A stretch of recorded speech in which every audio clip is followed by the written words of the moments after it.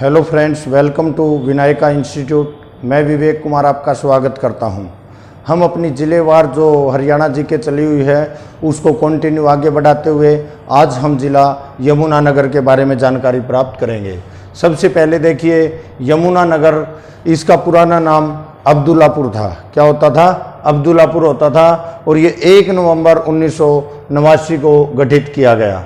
इसका क्षेत्रफल 1756 kilometre square है और इसकी जनसंख्या जो रहेगी वो 12,14,205 रहेगी। लिंगानुपात यमुनानगर का 877 है और इसकी साक्षरता है 78.9% और जो घनत्व है वो 687 रहेगा स्टूडेंट।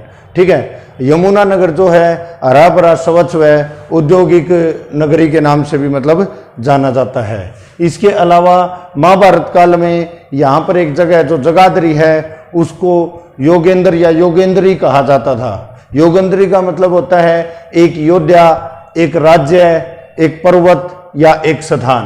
तो अब हम बात करते हैं जिले के बारे में जानकारी लेना। तो इसके अंदर देखिए, सबसे पहले हम बात करते हैं ताजेवाला बैराज।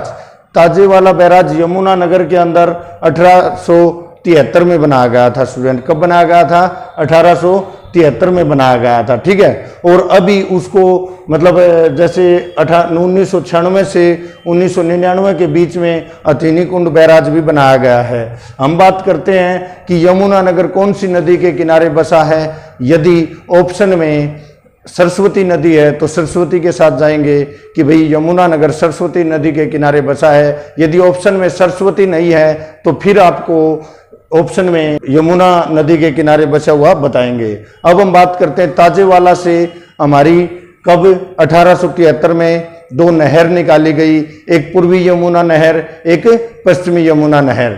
जो पूर्वी यमुना नहर है वो हमारी यूपी के अंदर चली जाती है और जो पश्चिमी यमुना नहर है जो कि हरियाणा में सबसे ज़्यादा सिंचाई करती है वो मतलब हरियाणा के कौन से शहरों के अंदर स्टूडेंट्स, जैसे अंबाला में, यमुनानगर में, करनाल में, पानीपत में, सोनीपत में, रोहतक में, हिसार, सिरसा, कुछ क्षेत्र दिल्ली का और कुछ क्षेत्र राजस्थान का भी सिंचित करती है स्टूडेंट। इसके अलावा हम बात करते हैं कलेसर राष्ट्रीय उद्यान। ये पहले हमारा वन्य जीव अभ्यारण्य था, लेकिन 8 दिसंबर 2003 को इसे राष्ट्रीय उद्यान का दर्जा मिल गया और इसका क्षेत्रफल 4682.32 हेक्टेयर है, जो कि हरियाणा का सबसे बड़ा राष्ट्रीय उद्यान है। हरियाणा में 2 राष्ट्रीय उद्यान हैं। एक राष्ट्रीय उद्यान हमारा सुल्तानपुर राष्ट्रीय उद्यान जो कि गुरुग्राम के फरूखनगर के अंदर रहेगा, जिसका क्षेत्रफल हमारा 142.5 हेक्टेयर है स्टूडेंट्स, जो कि 1971 में मतलब बनाया गया था, लेकिन 1991 में उसको राष्ट्रीय उद्यान का दर्जा मिला। किसको? सुल्तानपुर राष्ट्रीय उद्यान को। इसके बाद हम बात करते हैं बीरबल का रंग महल भी हमारा यमुनानगर के अंदर है। चनेष्टी का स्तूप जो कि सूद गांव के अंदर है स्टूडेंट।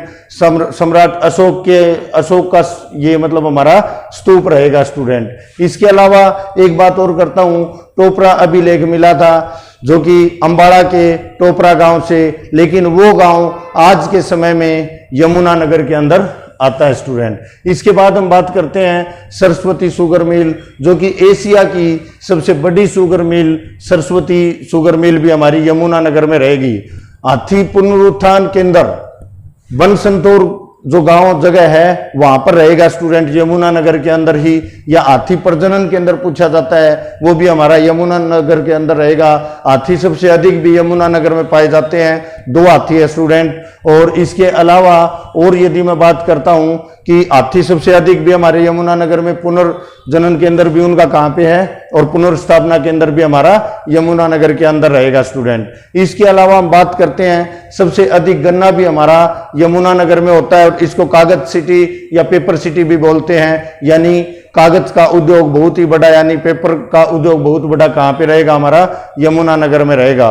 बिल्ट फुटबॉल स्टेडियम भी हमारा कहाँ पे रहेगा? यमुनानगर में है। नर नारायण गुफा भी हमारी कहाँ पर रहेगी, यमुनानगर के अंदर रहेगी। इसके अलावा हम बात करते हैं जैसे कि प्लाईवुड इकाइयों का क्लस्टर, यानी बहुत सी इकाइयां लगी हुई है प्लाईवुड की, वो भी हमारी सबसे अधिक कहाँ पे रहेगी, यमुनानगर में। जगाधरी रेलवे स्टेशन है जहां पर रेल कार्यालय, और इसी की वजह से इसको कौन सा जगाधरी यमुनानगर कहा जाने लगा। ठीक है, धीरे धीरे मतलब विकास हुआ और जगाधरी यमुनानगर से मतलब मिलता गया और इसका नाम यमुनानगर जिला मतलब यमुनानगर नाम रख दिया गया था। जगाधरी को स्टूडेंट्स छोटी पीतल नगरी भी कहते हैं क्योंकि पीतल नगरी हमारी रेवाड़ी रहेगी और यहाँ पर पीतल के बहुत मतलब जैसे बर्तन हैं, गोला बारूद जैसे पैक करने के लिए जो आर्मी के होते हैं तो बॉक्स बनाए जाते हैं स्टूडेंट्स पीतल के, वो भी हमारे कहाँ पे जगाधरी के अंदर बनाए जाते हैं। इसीलिए इसको जगाधरी को छोटी पीतल नगरी भी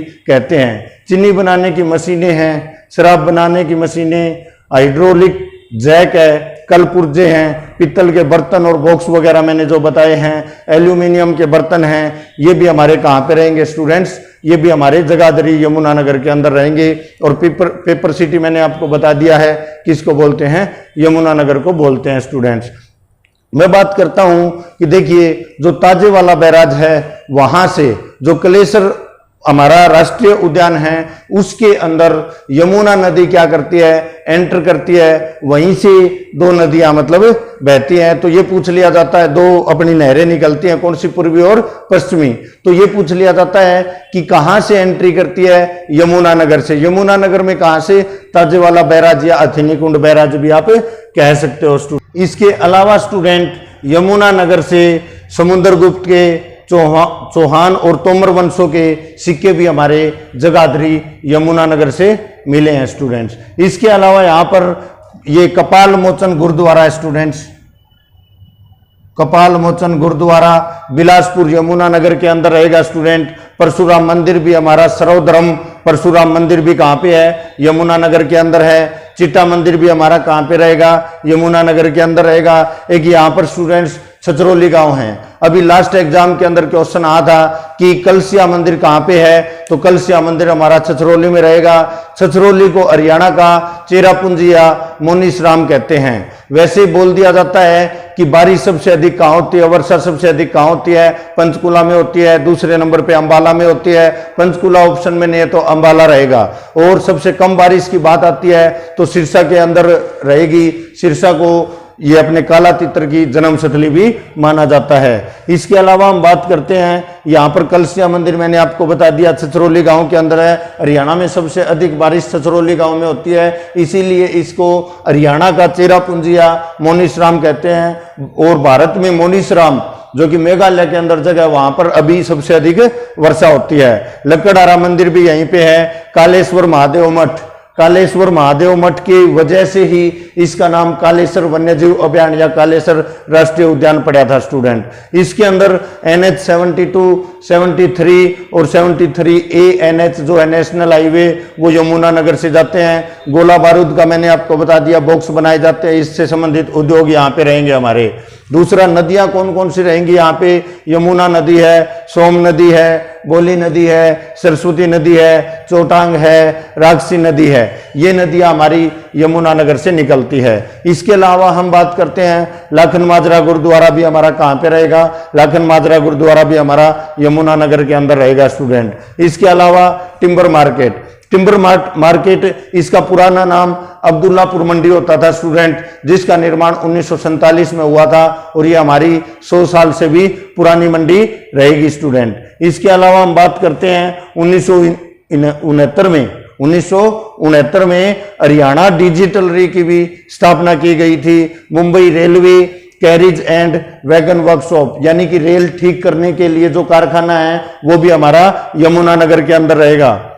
भारत स्टार्च केमिकल लिमिटेड भी हमारी कहां पर है, यमुनानगर के अंदर है स्टूडेंट्स। सरस्वती नदी, सरस्वती नदी के बारे में मैं बता देता हूं, विश्व धरोहर के नाम से या विश्व धरोहर मतलब इसको मतलब क्या बताया गया है, सरस्वती धरोहर विकास बोर्ड की स्थापना की गई है मुगलावाली गांव के अंदर स्टूडेंट, या फिर यूं कह सकते हो सरस्वती धरोहर विकास बोर्ड व अनुसंधान तथा पुनरुद्धार केंद्र कहां पर है? मुगलावाली में स्टूडेंट। इसकी जानकारी मतलब प्राप्त करने के लिए किसकी? सरस्वती नदी की जो मुगलावाली गांव में है वहां पर खुदाई की गई है और इसको राष्ट्रीय तीर्थ स्थल भी घोषित किया गया है। इसका जो हमारा सीएम जो है ना अध्यक्ष रहेगा स्टूडेंट। सीएम क्या रहेगा? इसका अध्यक्ष रहेगा। किसका? जो भी मतलब इस बोर्ड की गठन की गई है सरस्वती से संबंधित, और इसका जो उपाध्यक्ष है वो श्री प्रशांत भारद्वाज रहेगा। बहुत ही इंपॉर्टेंट है, याद रखना है। सरस्वती संरक्षण बोर्ड या फिर पुनरुद्धार जो भी मतलब बनाया गया है बोर्ड,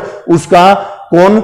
श्री प्रशांत भारद्वाज क्या रहेंगे? उपाध्यक्ष रहेंगे स्टूडेंट्स। मुगलावाली गांव के अंदर इसकी खुदाई की गई है यमुना नदी की, और इसको मतलब मैंने बता दिया विश्व में मतलब जो तीर्थ स्थल होते हैं उसके रूप में भी इसका विकास किया जा रहा है। अंतर्राष्ट्रीय तीर्थ स्थल कहा जाता है जिसको मुगलावाली गांव अपना यमुना नगर में रहेगा। आदि बद्री नारायण के अंदर यानी आदि बद्री नारायण मंदिर जो है ये भी हमारा आदि बद्री यानी कि कौन सी जगह पे है? यमुना नगर में रहेगा। और सरस्वती नदी जो एंट्री करती है ना यमुना नगर में वो आदि बद्री स्थल से ही करती है स्टूडेंट। इसके अलावा केदारनाथ मंदिर भी हमारा कहां पर रहेगा? केदारनाथ मंदिर भी हमारा यमुना नगर में रहेगा। मंत्र देवी मंदिर भी यहीं पे है। और यहां पर एक साधोरा गांव है स्टूडेंट्स। जब लोग कावड़ लेकर आते हैं ना उत्तराखंड से यूपी से जब कावड़ लेकर आते हैं तो वापसी में जब आते हैं तो विश्राम स्थल बनाया गया है किस गांव के अंदर? साधुरा स्थल के अंदर, जो कि बहुत ही मशहूर रहेगा। इसके बाद पंचमुखी हनुमान मंदिर भी हमारा यहीं पे है। और टोपरा के बारे में मैंने आपको बताया कि टोपरा अभिलेख हमारा अंबाला से मिला था, सम्राट अशोक से संबंधित था। लेकिन अभी जो टोपरा गांव है वो किसके अंदर? यमुना नगर के अंदर आता है, क्योंकि यमुना नगर को अंबाला से ही काट कर बनाया गया है। तो पहले ये अंबाला का हिस्सा होता था स्टूडेंट्स। तो आज हमने जो यमुना नगर की जानकारी ली है इसके एमसीक्यू करके देखेंगे। तो आज के लिए इतना ही रहेगा स्टूडेंट्स। Thank you. जय हिंद, जय भारत।